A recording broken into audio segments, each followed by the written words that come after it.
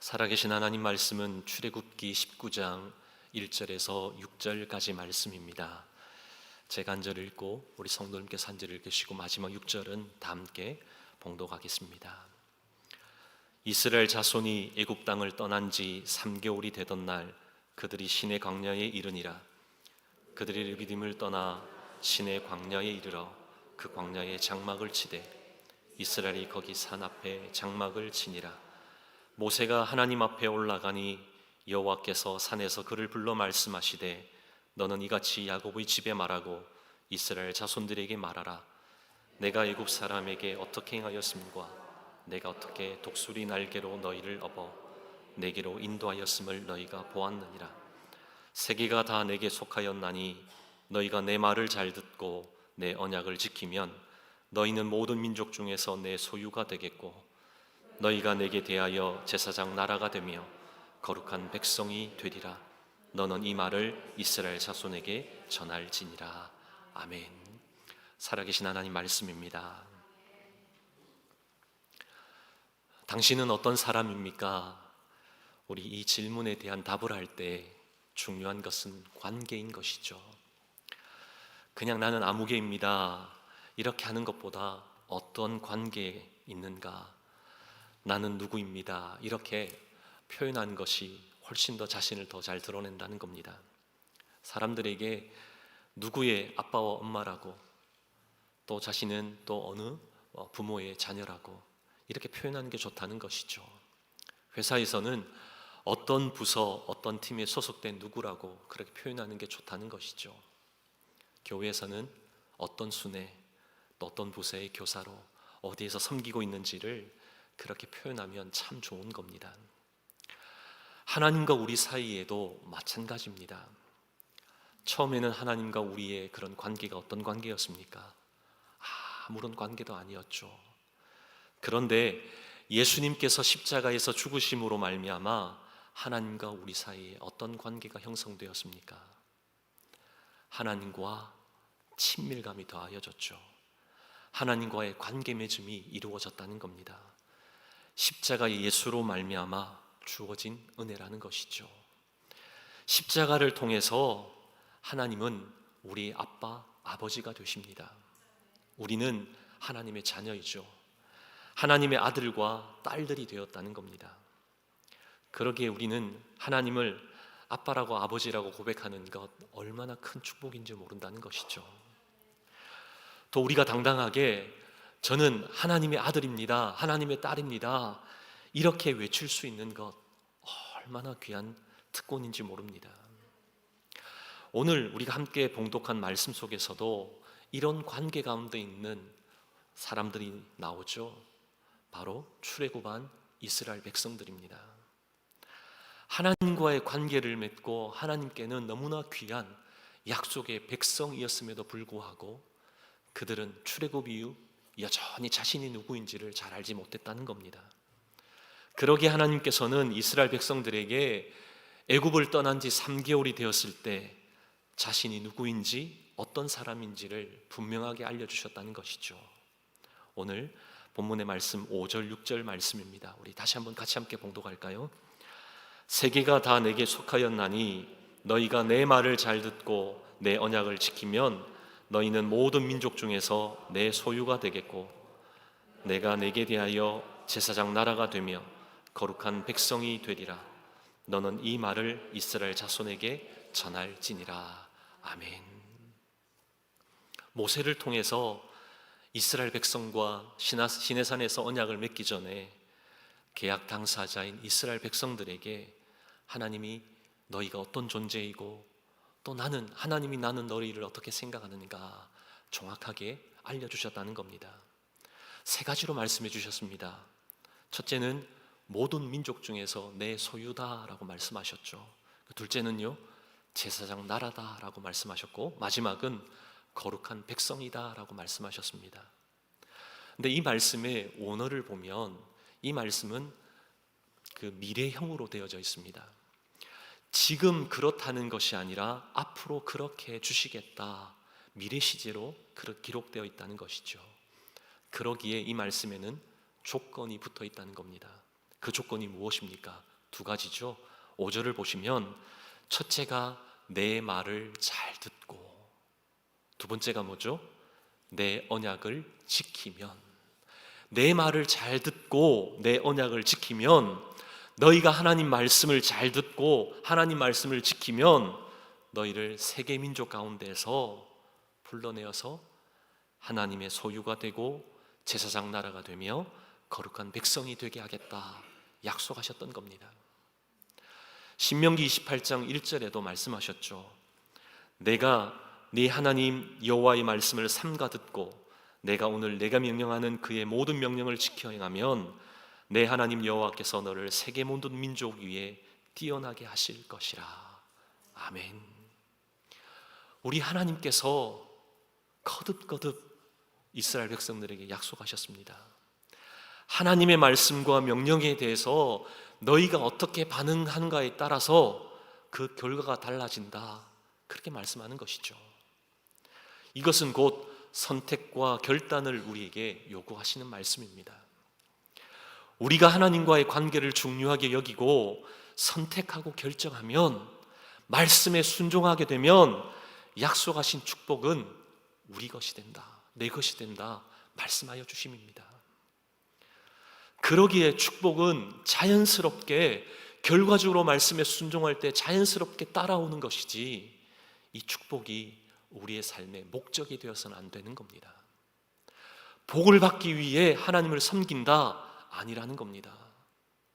말씀 따라 살면 덤으로 주시는 것이 축복이라는 것이죠. 오늘날 참으로 세상이 혼돈스럽습니다.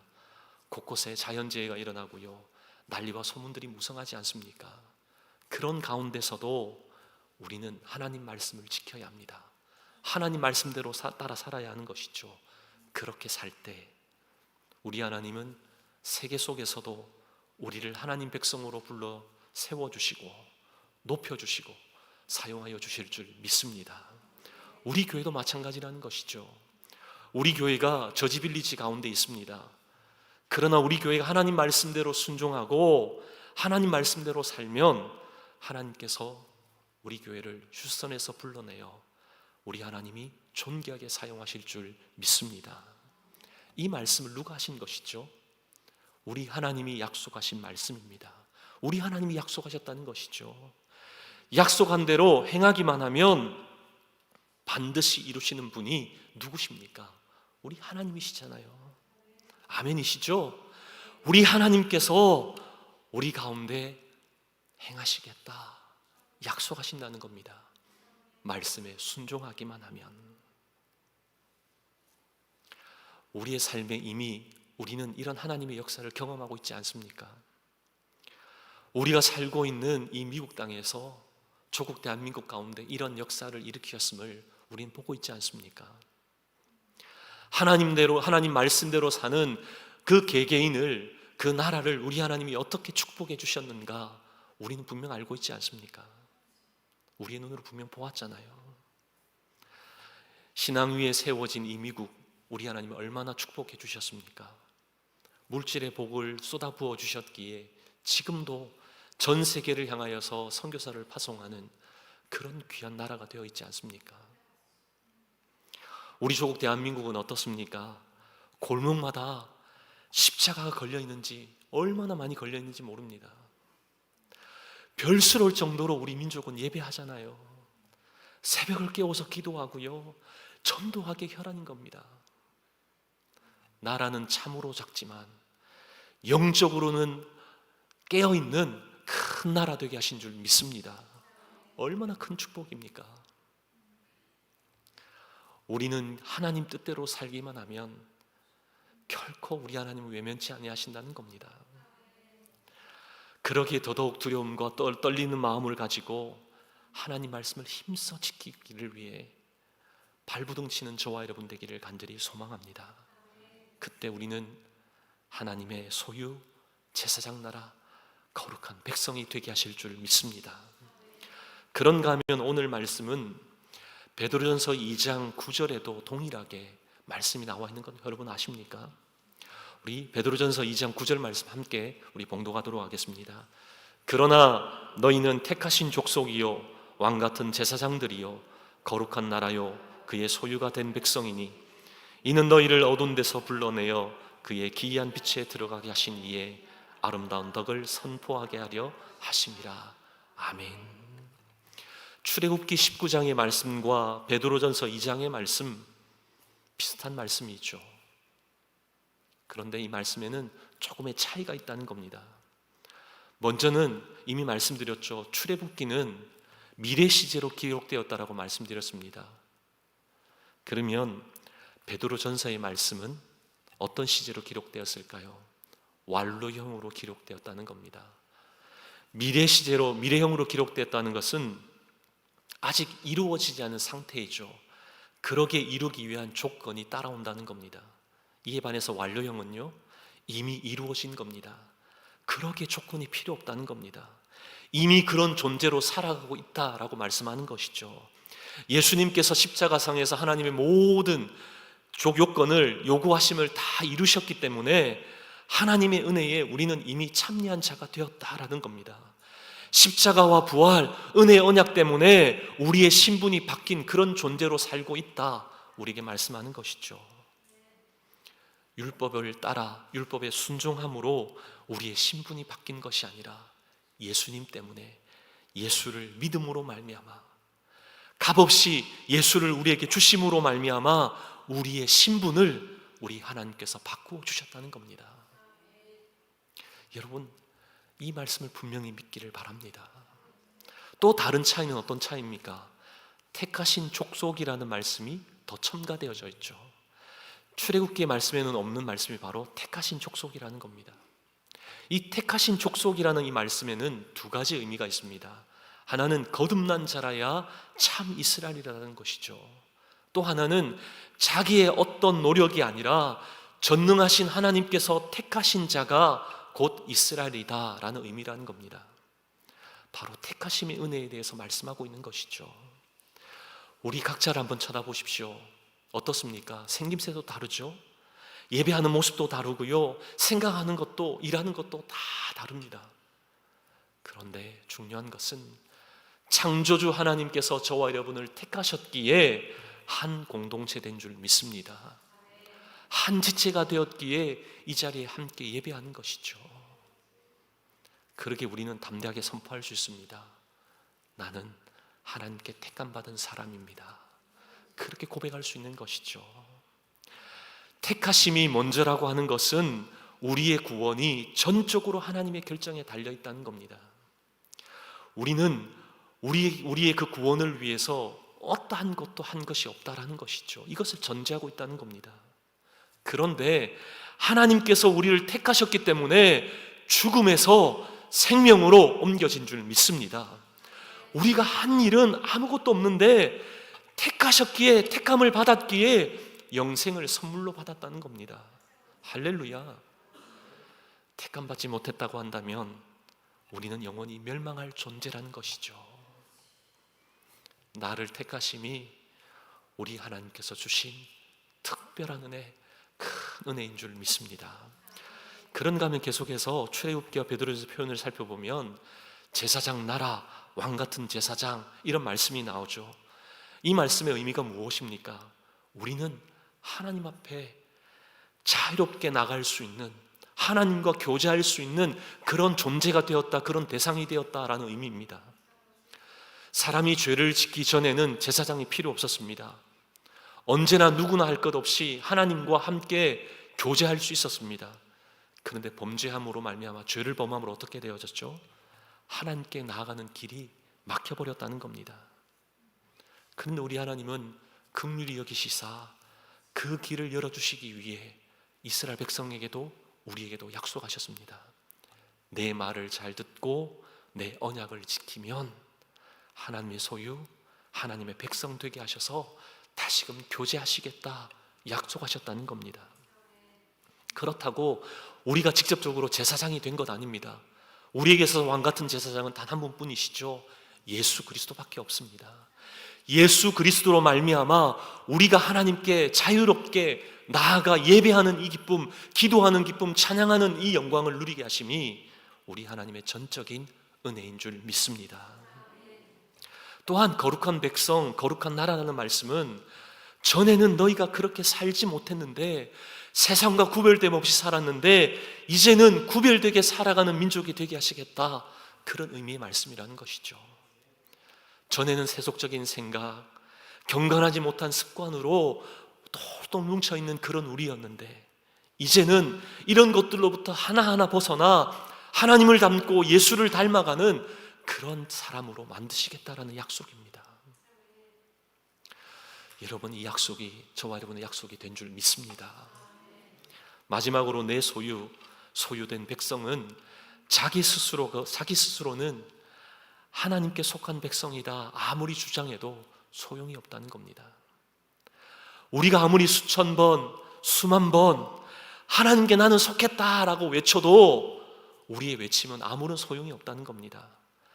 단 한마디라도 너는 내 것이다, 우리 하나님이 말씀해 주셔야지만, 인정해 주셔야지만 그 놀라운 특권을 받아 누리는 줄 믿습니다. 너는 내게 속한 나의 백성이다, 이 음성 듣지 못하면 우리는 가망성이 없는 존재라는 것이죠. 우리가 열심히 무엇을 한다고, 그렇게 살아낸다라고 해서 하나님으로부터 이런 음성을 듣는 것 아니라는 겁니다. 하나님이 그저 여겨주시고 인정해 주셔야지만 가능한 은혜인 줄 믿습니다. 그 은혜를 받아 누렸기에 지금 이 시간 이 자리에 나와 예배하는 줄 믿습니다. 그러하다면 하나님의 은혜로 우리가 하나님의 소유, 제사장 나라, 거룩한 백성, 택하신 족속이 되었다면 우리는 어떻게 살아가야 합니까? 세 가지를 행하며 살아가야 한다는 것이죠. 첫째는 우리가 응답하며 살아가야 한다는 겁니다. 반응하며 살아가야 한다는 것이죠. 오늘 읽진 않았지만 출애굽기 19장 8절 말씀을 우리 같이 한번 말씀을 봉독하겠습니다. 백성이 일제히 응답하여 이르되 여호와께서 명령하신 대로 우리가 다 행하리이다. 모세가 백성의 말을 여호와께 전하매. 이스라엘 백성이 하나님 앞에 어떤 반응을 보이는 겁니까? 응답하는 백성으로 살겠습니다, 이 다짐하고 있잖아요. 그 전에는 어떠한 모습이었든지 자기 자신이 너무나 잘 알았죠. 그런데 이제부터는 어떤 백성들보다도 하나님 말씀대로 살아가는 그러한 백성이 되겠다라고 하나님 앞에서 결단하는 겁니다. 아무리 좋은 말도, 아무리 좋은 것도 반응하지 않으면, 대답하지 않으면 무슨 소용이 있겠습니까? 응답이 있어야 하는 것이죠. 반응이 있어야 합니다. 하나님이 우리에게 말씀하신다면 그 말씀에 대한 반응이 있어야 하는 것이죠. 이번 한 주간 여러분 하나님 말씀을 듣습니다. 교회 문을 나서는 그 순간 모든 생각들을 다 잊어버리고 말씀을 다 뒷전으로 여기고 그냥 우리의 세상의 삶에 허덕이며 살면 우리 하나님 마음이 어떠실까요? 우리에게 말씀하신다면 이 한 주간의 삶 속에 하나님 앞에서 즉각적인 반응이 있기를 원합니다. 하나님 말씀 앞에 우리가 응답해야 하는 것이죠. 응답할 때 우리 하나님은 높이십니다. 반응할 때 우리 하나님은 사용하십니다. 응답할 때 하나님의 약속이 내게 이루어지는 말씀이 되게 하실 줄 믿습니다.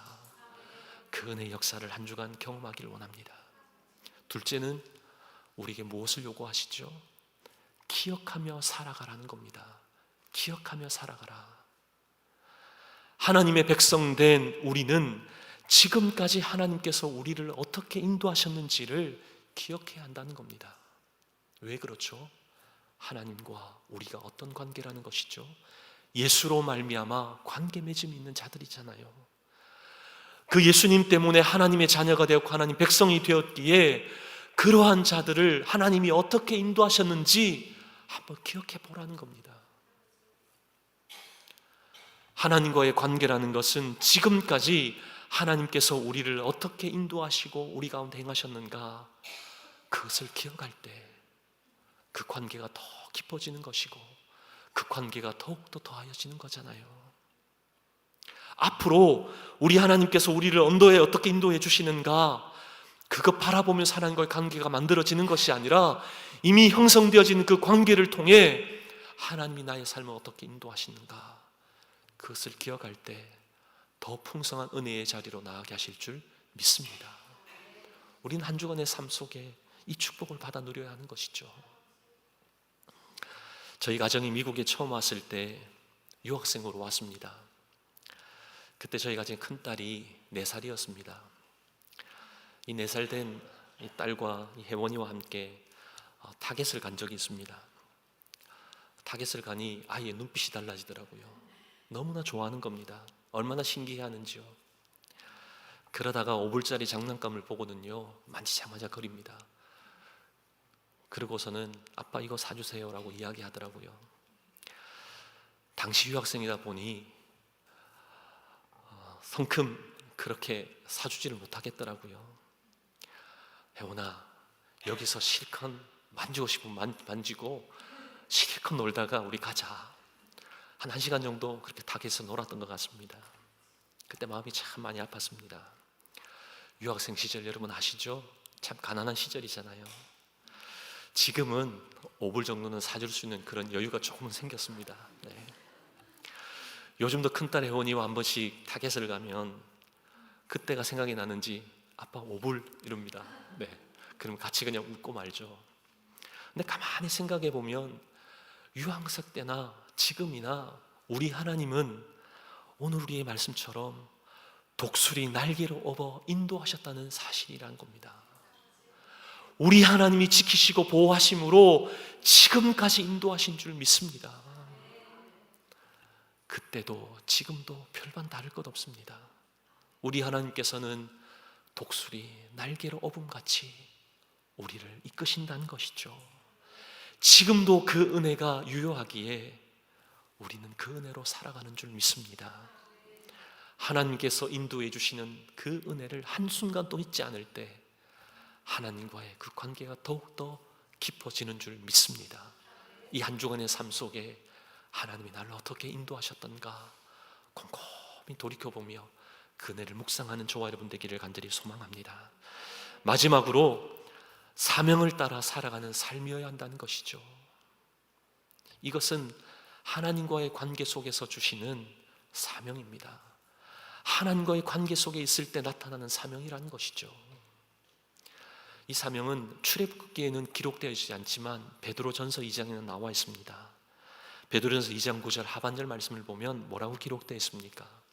우리 자막을 보시면요, 빨간 밑줄을 쳐놨죠. 아름다운 덕을 선포하게 하려 하심이라. 아름다운 덕을 선포하기 위해서 우리 하나님은 우리를 하나님의 소유, 제사장 나라, 거룩한 백성, 택하신 족속으로 우리의 신분을 바꾸셨다는 겁니다. 놀랍지 않습니까?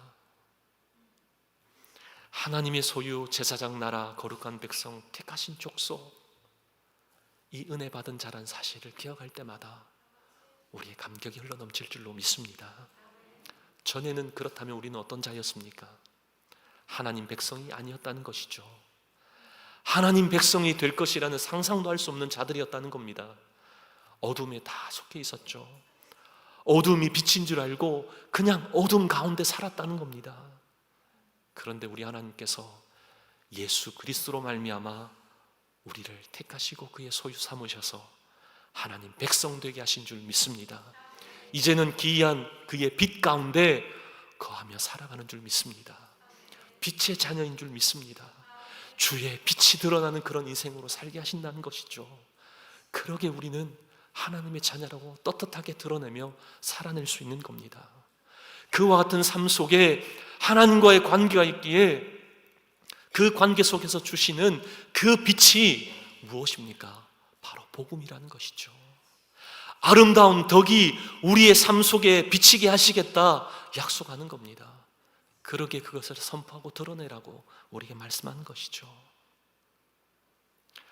여러분 가끔 TV를 보시면 프로그램 중간 가운데 광고가 나오잖아요.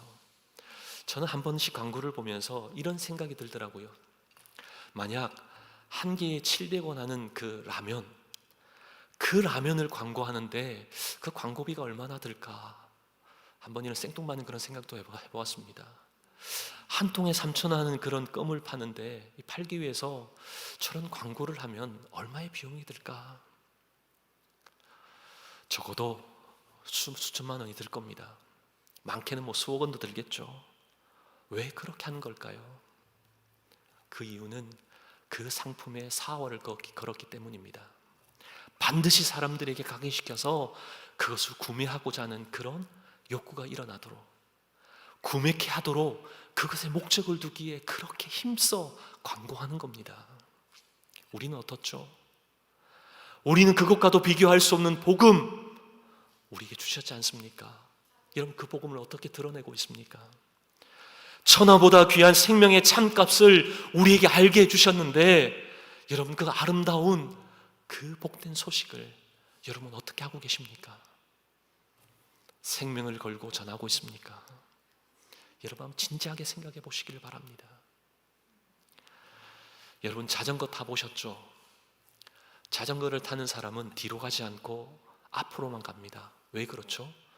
자전거는 앞으로만 가게끔 그렇게 만들었기 때문이죠. 특수한 자전거 중에는 뒤로 가는 것도 있습니다. 그러나 대부분 앞으로 가죠. 자전거가 앞으로 전진하게끔 만들었다고 해서 그냥 가만히 있다고 해서 자전거가 갑니까? 아니잖아요. 자전거에 무엇을 밟아야 앞으로 갑니까? 페달을 밟아야 하잖아요. 힘써 밟아야지만 앞으로 나아갑니다. 아무리 잘 달려도 페달을 멈추는 순간 얼마 가지 못해 멈추거나 넘어지는 겁니다. 복음을 전하는 사람의 모습도 동일한 겁니다. 복음을 전하는 사람은 복음의 페달을 열심히 밟아야 하는 것이죠. 그래야지만 복음 들고 앞으로 나갈 수 있는 겁니다. 어느 시점 되었다라고 그만 멈추는 순간 우리로 인해서 복음의 사각지대가 생기고요, 낙오자가 생긴다는 겁니다. 미래가 보장되지 않은 그런 사람들이 우리 주변에 넘쳐나게 된다는 것이죠. 그러기에 우리는 복음의 페달을 힘써 밟아야 하는 겁니다. 이 사명이 우리에게 주어져 있는 것이죠.